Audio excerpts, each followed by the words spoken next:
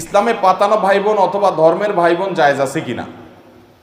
ইসলামে কোনো পাতানো ভাই বোন বা ধর্মের ভাই বোন বলতে কোনো ভাই বোন নাই। ভাই বোন একটাই, সেটা হল রক্তের ভাই বোন। এছাড়া যত ভাই বোন আছে সব 2 নম্বর ভাই বোন।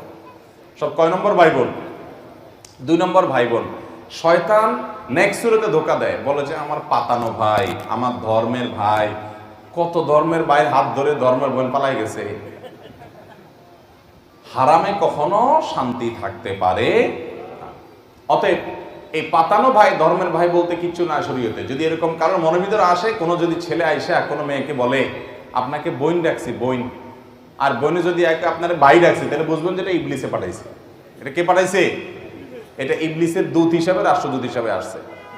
এগুলোকে সাথে সাথে বয়কট করতে হবে। একজন গায়রে মাহরাম পুরুষ, একজন গায়রে মাহরাম নারী কখনো ভাই বোন হতে পারে। হ্যাঁ, মুসলমান হিসেবে ভাই বলে সম্বোধন করলো, মেয়ে পর্দা